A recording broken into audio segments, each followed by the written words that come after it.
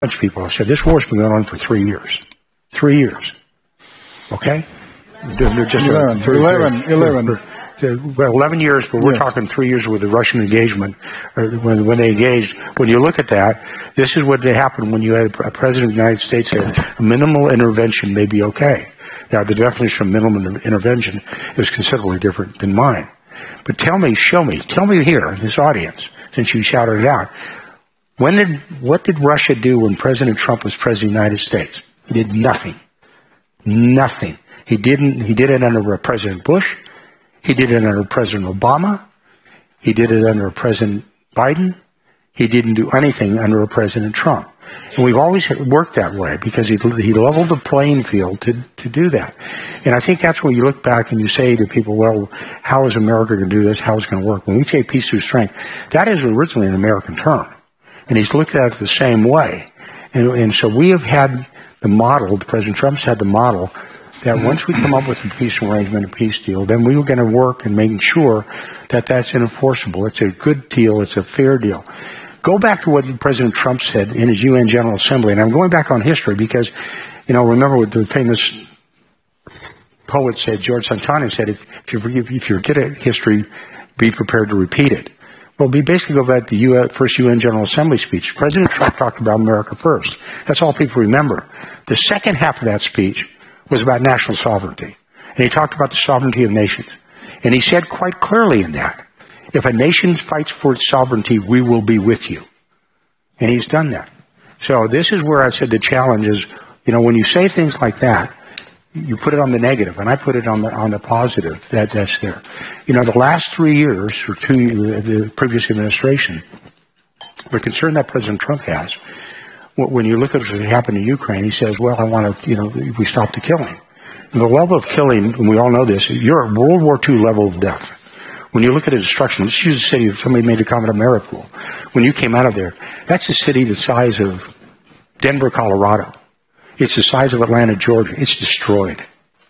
When you look at the amount of death and destruction within Ukraine, so which is massive, the level of destruction in Ukraine it's 3 times the amount of death for the Ukrainians alone that Americans suffered in the Korean War and the Vietnam War combined over 11 years.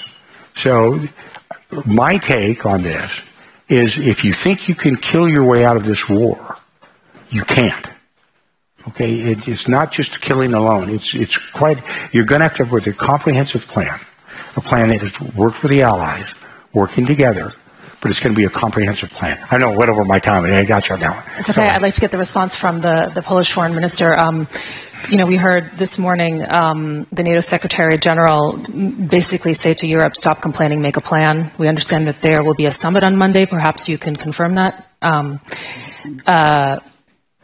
What leverage do you have to get back in the game? What's your plan? Well, to convince President Putin to become more reasonable, we have to convince him that the price that he would have to pay would be unacceptable. This is a classic colonial war. They usually take a decade. Look at Vietnam, look at Algeria, look at Angola, Afghanistan. Shorter than that is a bonus. Russian economy is starting to suffer. If we convince him that we are not eager to go back to business as usual, that we can sustain it for longer than he, then he'll make a deal. So our plan should be to stay the course, to continue supporting Ukraine and to support Ukraine in its defense for as long as Ukraine is willing to defend itself. Stay the course without the Americans, or? We made that clear in our announcement. Because they don't seem as if they're in it for the long haul. Perhaps I'm misunderstanding the general, but. Well, I agree with the general that if it could be ended quickly, of course. Everybody wants peace. Putin wants peace, but on his terms. The question is, how do you get to a deal that everybody can live with? And if it can be done faster, great. But in my mind, to get to it faster, you should prepare for the medium term. The first time I will disagree with Radek. Putin doesn't want peace. He wants war because for him war also is an instrument to control his society, to control his country and regions.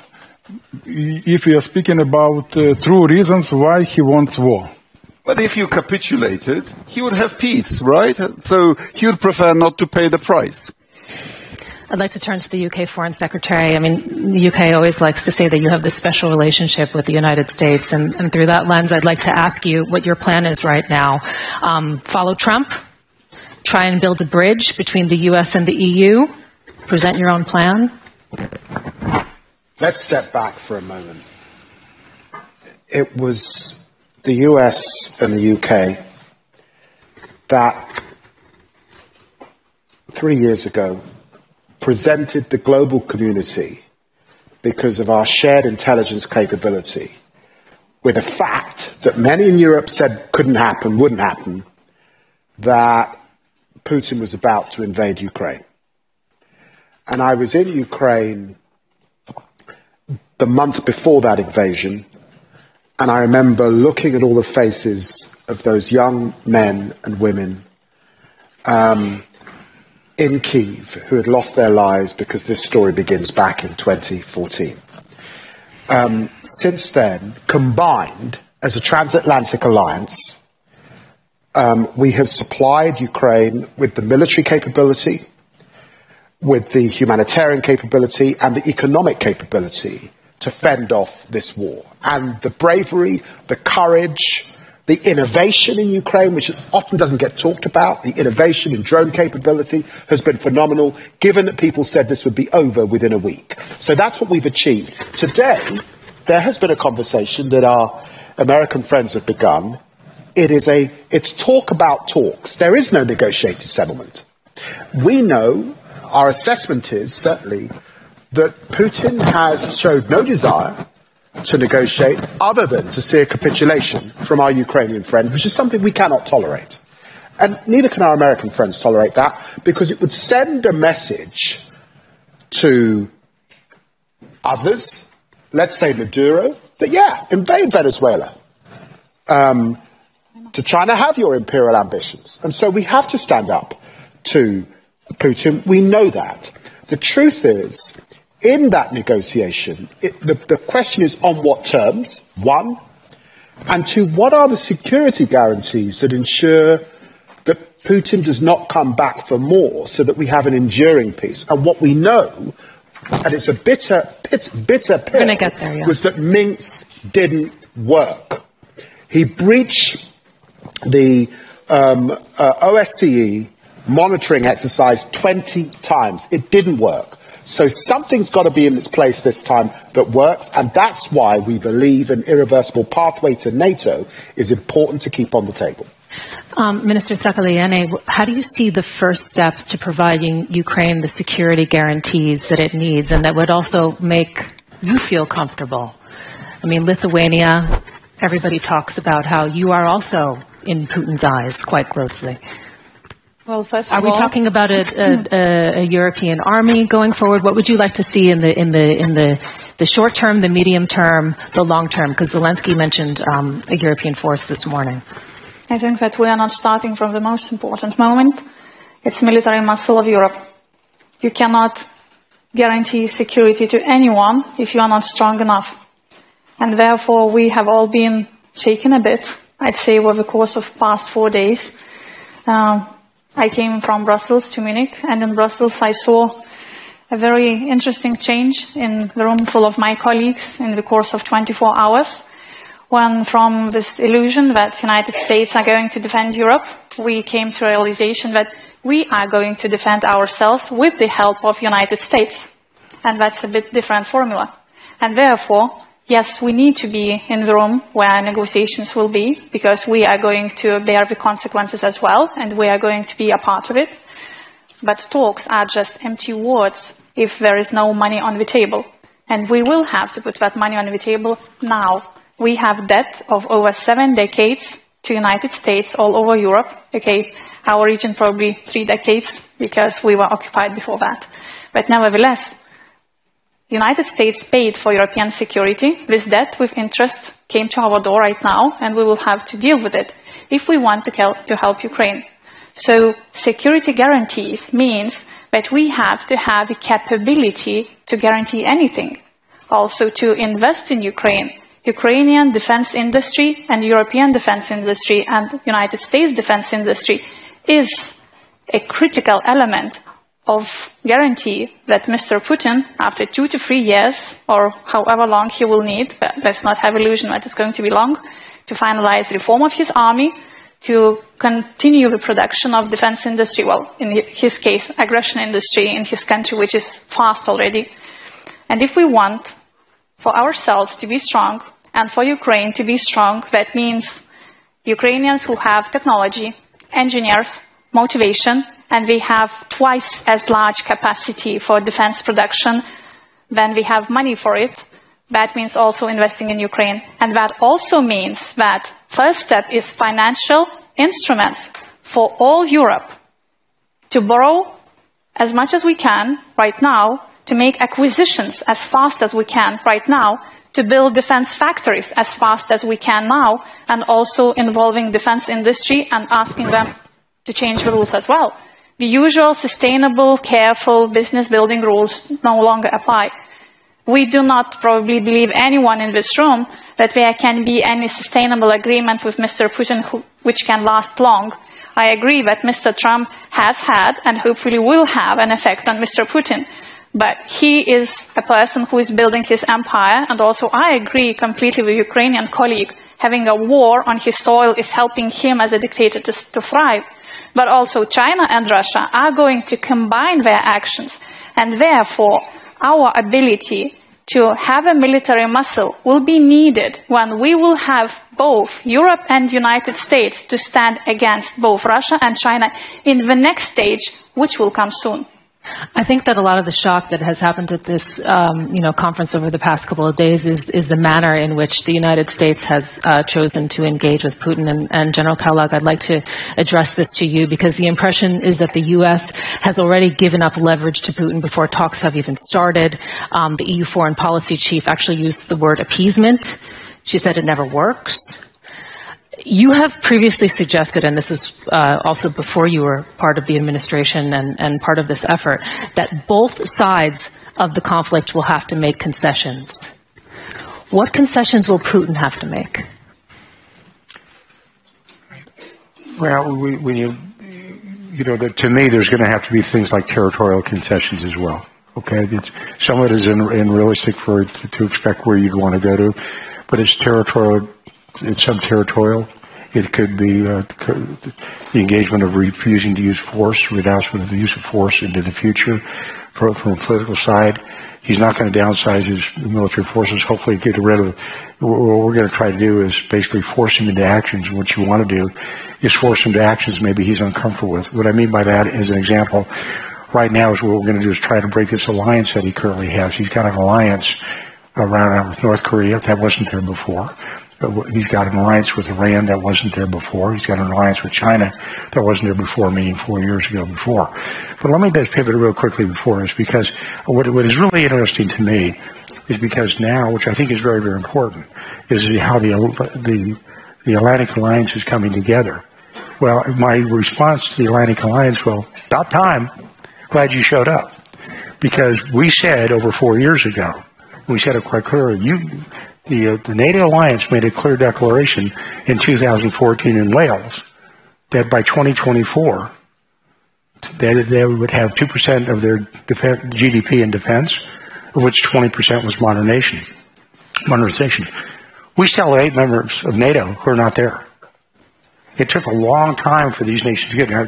Congratulations to the Poles, who are now leading the pack, with their well over 4%, getting to 5% on the defense. But that's a question you want to make, and I understand it. I mean, you said that you're going to force Putin to do things. How exactly are you going to do that? And will it be, because, I mean, Zelensky said this morning, he was very clear, he wants sanctions on the front end, not on the back end. He wants them now. More sanctions, excuse me. Is that on the table? Well, when you say concessions, of course they're concessions, because both sides are going to have to give. I mean, you cannot say... No, he wants sanctions. He wants more sanctions against Russia. Let's use sanctions as an example. I think it's a great example.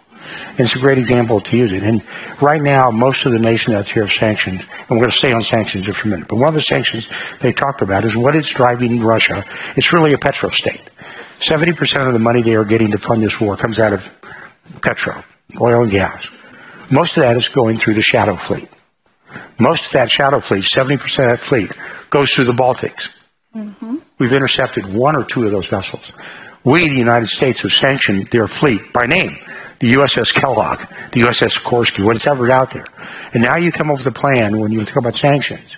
If you rate them on a level of 1 to 10, 1 being low, 10 being high, we're probably at a 6. But enforcement is about a level 3. So what you say, what does he have to give up? Well, maybe he gives up his oil revenue and we'll force him to do it. Because what you do is you start employing sanctions that break the economic back. We've done this before. We've seen this before. Trump has seen this before. We did it against the Iranians. We nearly broke the Iranians back with economic sanctions and oil sanctions. We turned around and we gave it back to them. So this is a point where you say, what do you do? These are the kind of things you do. If you think, to me, this is just me, if you think you're going to kill your way out of this, you're wrong. Because you have a lousy review of history.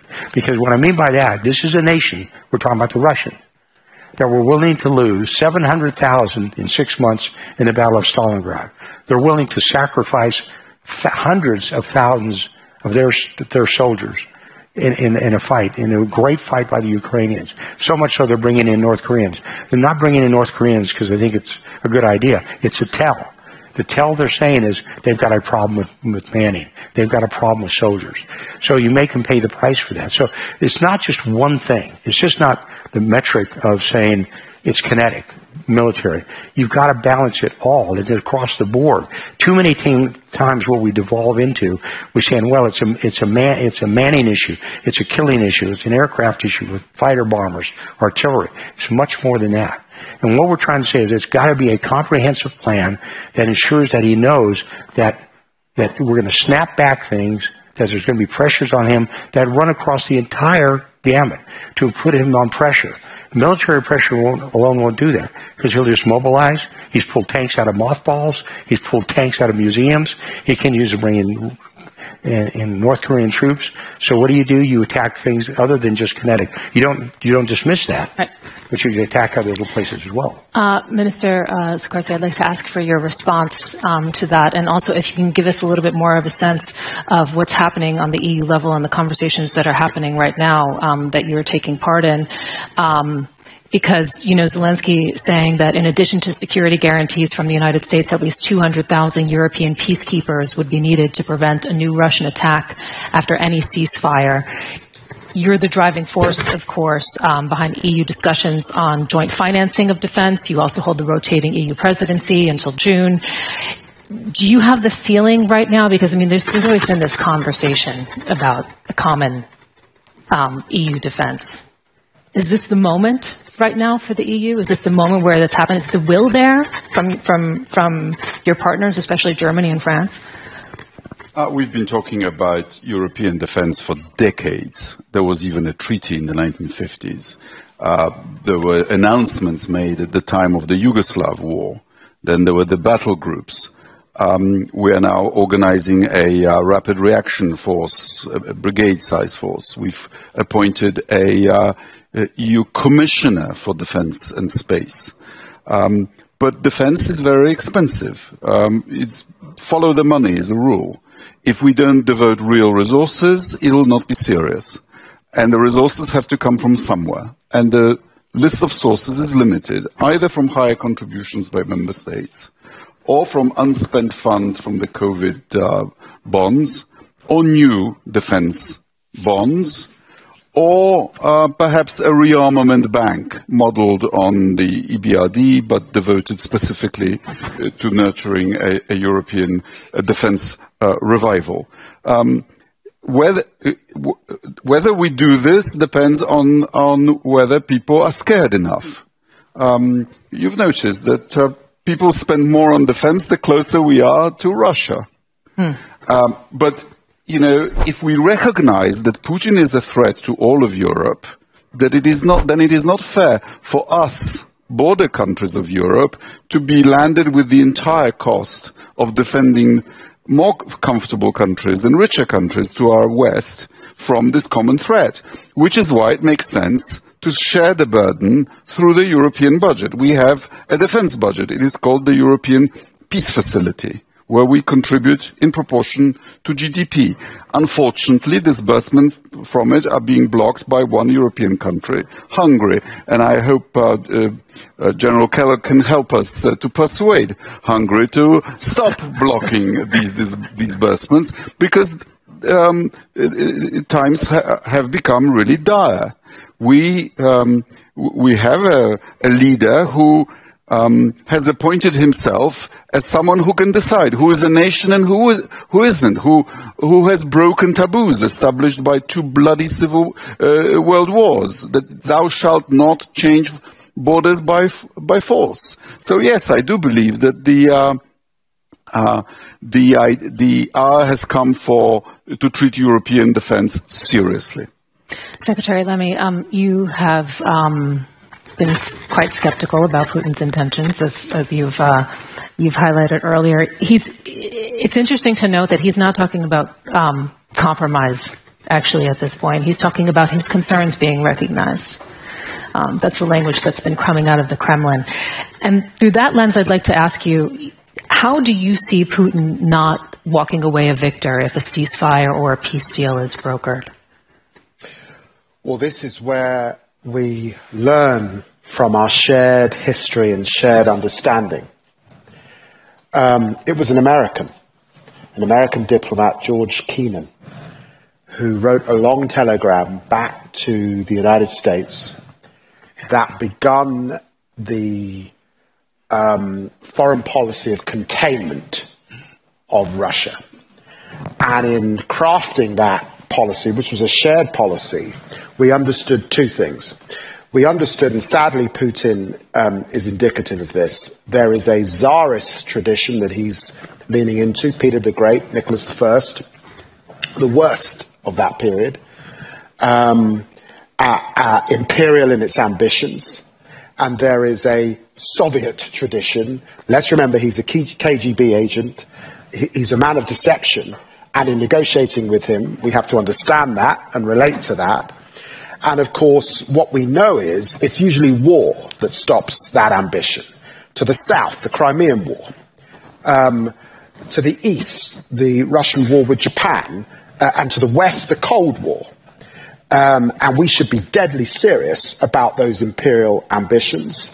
And I said in the House of Commons, as someone whose ancestors faced down imperialism, that we have to be real about that threat, which is why Radek is right, and our American friends are right, and have been right since Roosevelt, about European spending.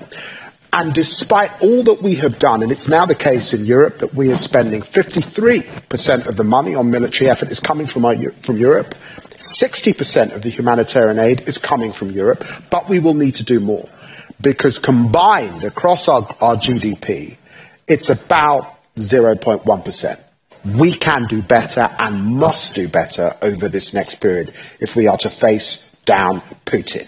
And that's the basis on which we go into negotiations, understanding the sharp lens of history. We have just a few minutes left. I'm, of course, going to give you the last word. But first, I'd like to turn to the defense minister from Lithuania to give us your last final thoughts. And I mean, your comment on how concerned are you that, we might be looking at competing visions, actually, for what might happen in Ukraine?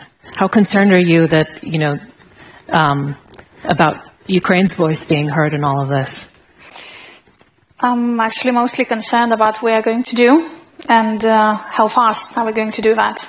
So regarding support to Ukraine, I completely agree with Secretary Lamy that we need to agree that our support is measured not by words, but by money and guns.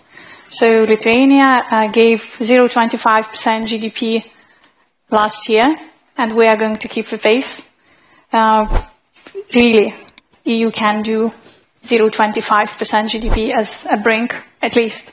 But secondly, what are we going to do about us being a credible partner and being able to give any security guarantees?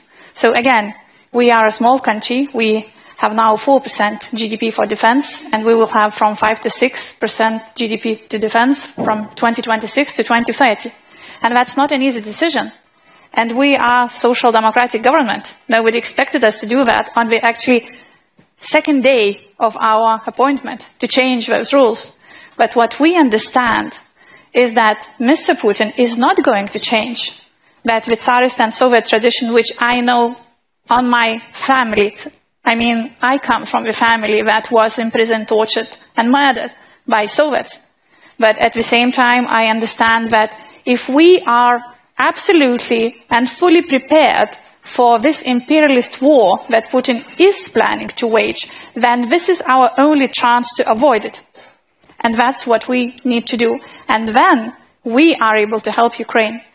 Otherwise, it's just talk. What do you think of all the talk we've heard on this panel? Interesting. Probably with most of the suggestions, ideas, I agree. But let me summarize. Transatlantic and Ukrainian security are indivisible. As never before, we need unity and strength. We have a very simple recipe how to end this war this year to achieve just, comprehensive, long-lasting peace. Leadership of the United States. President Trump says, if strong America, if America is strong, peace is at peace. The world is in peace. So that's why our approach, active, proactive engagement of United States really could give new dynamics, and we do really believe in this, and we are ready to discuss deeply with our American partners how to proceed. We are looking forward for the visit of General Kellogg to Ukraine, a very important visit. And what is important, and President Zelensky mentioned in today's speech, we should coordinate our positions before we will approach to Russia. Now about recipe, once again. Leadership of the USA to raise the price for further aggression to Russia. Sanctions, frozen assets, price of the oil. So we have these very effective instruments. And the last point, to strengthen Ukraine, to strengthen our position, and we are ready to keep our resistance. Thank you. That concludes the panel portion of this. We have an absolutely packed room, and we're going to have a microphone going around. So if you have a question, please do raise your hand. We will get to you. And I'm just going to look around the room. Tikhanovskaya, please. Svetlana Tikhanovskaya, Belarus. Today, President Zelensky said that the eastern borders of Europe must lay to the eastern border of Belarus as well. So my question is to General Kellogg and all the panelists. How we make sure that Belarus will not be given as cancellation prize to Putin? And what is your policy towards illegitimate Lukashenko, who is continuing to conduct terror and direct our country into the war, and to Putin? Thank you. General Kellogg.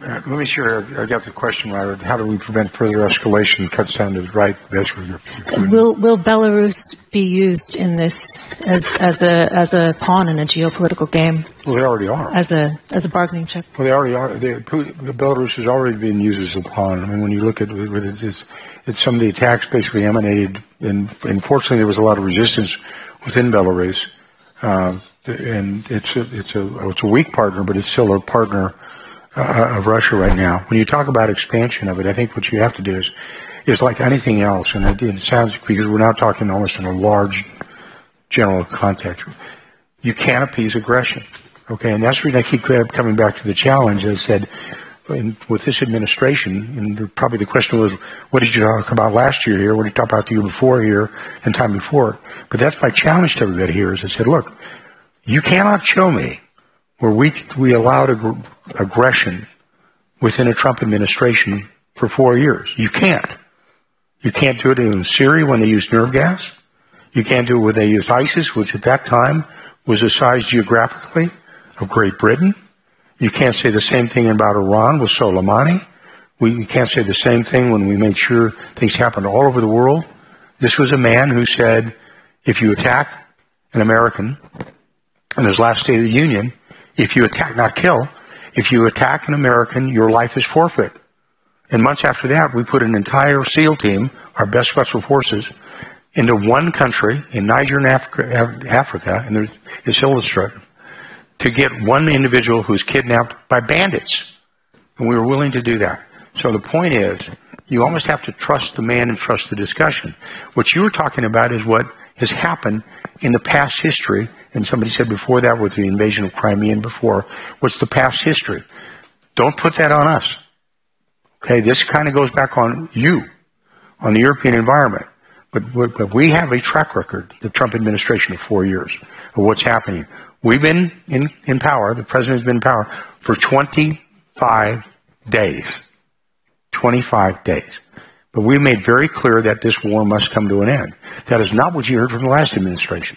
You know, to me, the last administration said, and I know I'm veering away from a little bit what you asked, but as long as it takes, as much as it takes, that's a bumper sticker. That's not a strategy. At least come up with a strategy to do that.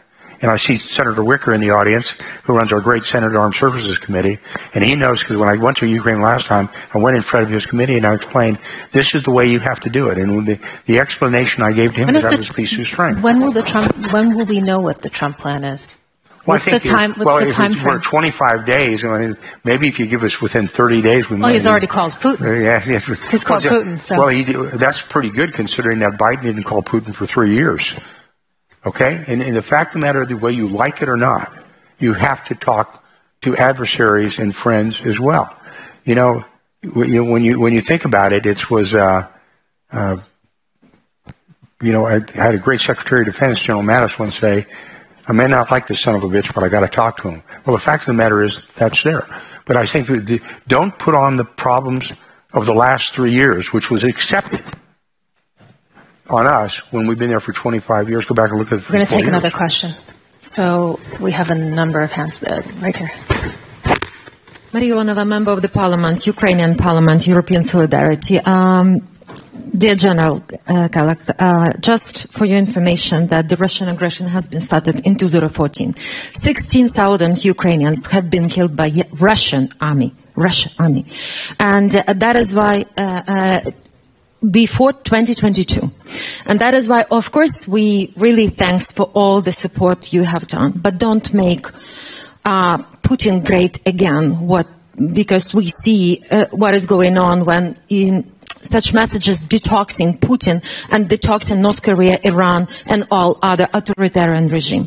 So please make democracy great again. And here we are together with Europeans can make it together. Because we are fighting for 11 years and we are ready to fight further together with Europeans and together with you. That is why my question is, your strategy is to stop the war or to win the war? Thank you. And can I just... Go ahead. Well, I think the question is, what does winning look like? And I think you have to ask that yourselves. That question. That's a Ukrainian question, because you're fighting for your survival. By the way, let's be totally honest about it. So, the Ukrainians have fought valiantly. What you have done, the sacrifice you've made is incredible. And I've been to Ukraine, and I've been pretty far east and seen Izum and places like that, and I know what you've done and what you've gone through. And I think it's one of those, but the first thing you've got to do is, like I said to somebody earlier today, it's like when you're treating a casualty in war as a soldier, the first thing you do is you stop the bleeding, and then you treat for shock. But the first thing you've got to do is stop the bleeding, because you cannot sustain levels like this, and that doesn't mean you don't, you make it a steel porcupine or make it the Sparta of Middle Europe, whatever it's going to be. And that should be well thought through. But I think part of the question is, if you keep fighting, or do you want to set, this is it for the long term, we want to do it. I remember going back to Konrad Adenauer, who was the first chancellor of Germany. He wanted to unify Germany. Without question he did. But he looked over the long term, and he said, maybe this is what we look like. When you look at the Baltic states, which were subjugated by the Soviet Union after World War II, the United States never recognized that. It was called the Wells Doctrine. And we said, you can occupy the land, But we as the United States, we do not acknowledge the fact that this is your territory at all. So this is one of those when saying, okay, this is part of the process. We have to figure out what does it look like. If you're thinking about victory in World War II terms of signing a peace treaty on the deck of the USS Missouri in Tokyo Harbor, that is probably not going to happen. But you have to look at it a little bit differently for the long term. And that's what we want to do. We want to send a message that aggression is not acceptable. And that the freedom and sovereignty of a nation is acceptable, and that's what we want. And those are the hard questions we have to ask. We have to address it. We can't run from it. But we also cannot be, I believe, from the West and from the East or North and the South, we cannot be Pollyannish about it. You cannot hope for it. Okay? Hope's not a method. It doesn't work. So the reality is, where do you get to? And part of it is we want to make sure that there's a sovereign, stable, successful state of Ukraine. That's the big one. And we obviously, that is done through stopping Russian aggression. We understand that. But the final details of that are something that has to be worked out, will be worked out. And one of the people who have to do that is your president, President Zelensky, and in getting them together, whether you like it or not. Adversaries have to talk. We have to move on to the next question. We have many. Here you go. One for you. Thank you, Bob Dane from the Klingendahl Institute. General, you're being asked quite a lot go to somebody else is quite all right. Much appreciated. Now, I have a question as a military man, because the ceasefire is going to be incredibly difficult. We know from the previous ceasefires, the Minsk agreements, I used to work for the OSCE, that was violated almost every single day for a period of 8 years. And this line of contact is much longer. And as a military man, you know well the complexity of these weapon systems, artillery, drones. Do you have some idea already on what will be needed even to monitor and enforce such a ceasefire? And what happens if it's violated? And I would just Thank you very much. Yeah, and I would like to also add to that. You have, first of all, what security guarantees is the United States willing to provide to Ukraine? And there's a bit of a dilemma here, because you have on the one hand Zelensky saying that if you're not willing to provide security guarantees and the EU can't fill the gap, then he wants an army of 1.5 million. They have about, I think, 800,000 right now. And Putin, that's an absolute no-go for him. How are you going to handle that in any sort of negotiation to get them the guarantees that they need to secure some sort of lasting peace? Well, one of them is, I kind of alluded to it, and I'll go back to it. But the first is, to be very candid with you, I do not speak for the President of the United States. The President of the United States speaks for himself. Okay? And I will not say that this is a decision of the United States. I got 0 electoral college votes this year. Okay? I got no votes. Right? He did. He's the president. His commander-in-chief under our Constitution, he makes those calls. He'll make those calls. We as advisors make recommendations. And so when I say this is what they'll be, I don't know what they'll be, because that's his call, not my call.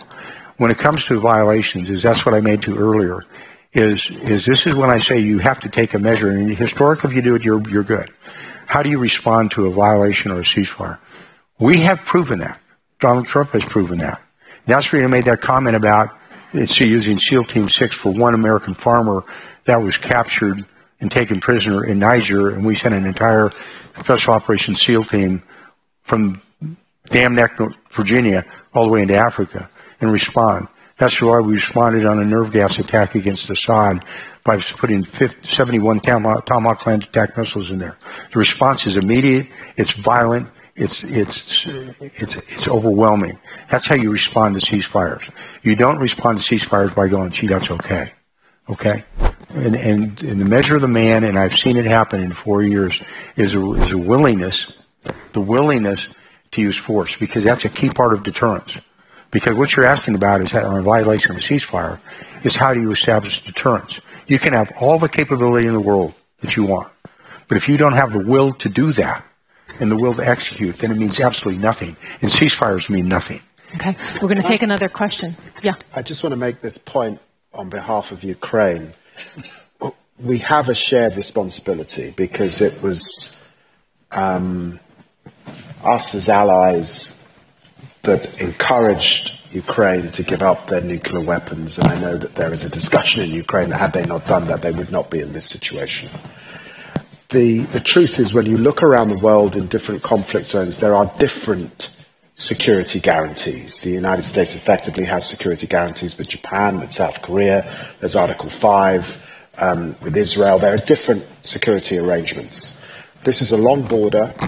There is drone capability, which we learn from, that can provide some of that guarantee.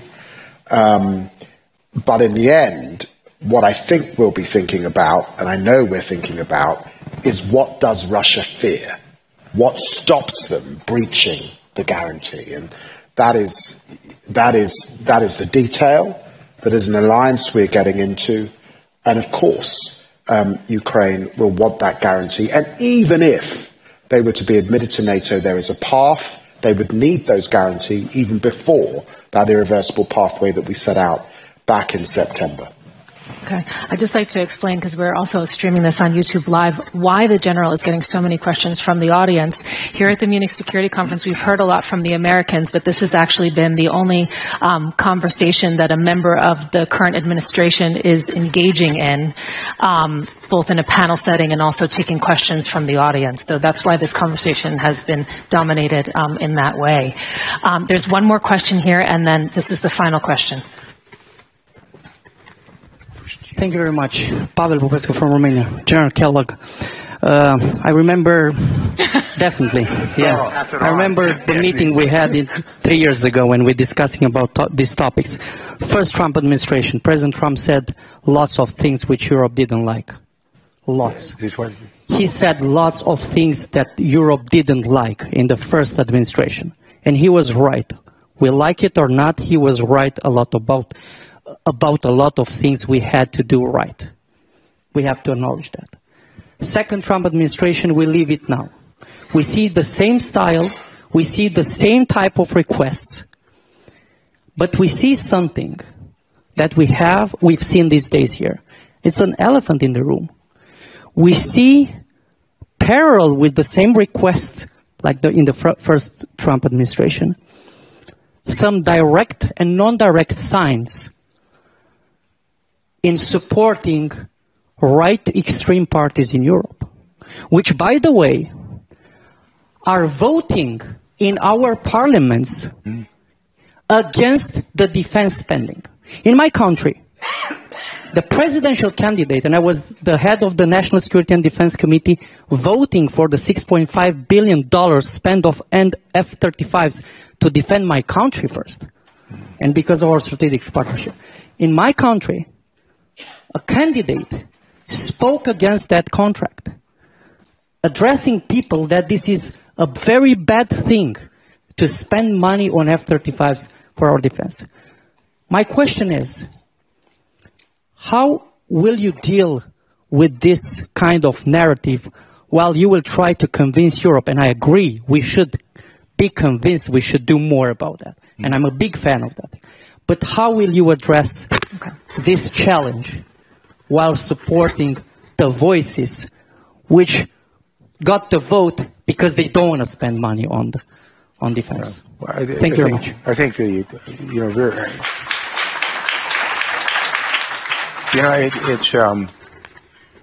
I think when you talk about issues like that, that's your issue, not our issue. It's just sort of like what was happened today and I'll give you an example. It's a parallel issue.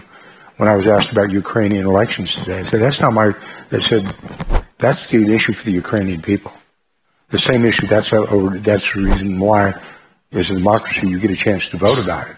And it's one of those things where I think there's a cautionary note that one of our founders of our Constitution, Benjamin Franklin, was asked a question when he came out of our Constitutional Convention.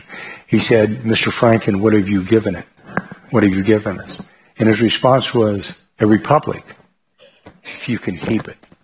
So I think this is one of those, that's a question that you need to ask yourselves internally to every one of your nations. That's not a question you should ask the United States.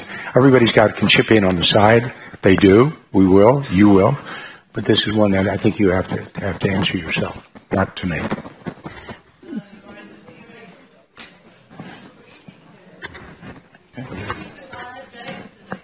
I didn't. Okay. Minister Sevilla, I would like to ask you to have the final word.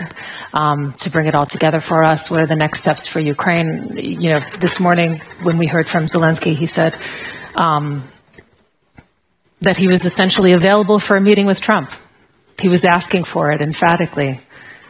What comes next in the next days and months for you? So first, I would like to confirm that David has a right to speak on behalf of Ukraine, definitely. And you deserve this right. So once again, unity and strength. We do really have a chance to end this war this year by demonstrating strength, by implementing concept which was also announced by President Trump, peace through strength. We have clear understanding how we could proceed with this. We need support of the United States. We need to coordinate our efforts. And probably to predict, to prevent such a situation when we were not aware about something about us. Nothing about Ukraine without Ukraine. We will never accept any initiative which was elaborated without us. We could not expect easy How would your non-acceptance scenarios. look? We know how to resist. You see, we prove this at the battlefield also. So we do really believe that we could get new dynamics in our peace efforts. And we are ready for this. Okay, thank you so much, everyone, for joining us for Peace Through Strength, the plan for Ukraine. This has been a conflict zone from the Munich Security Conference.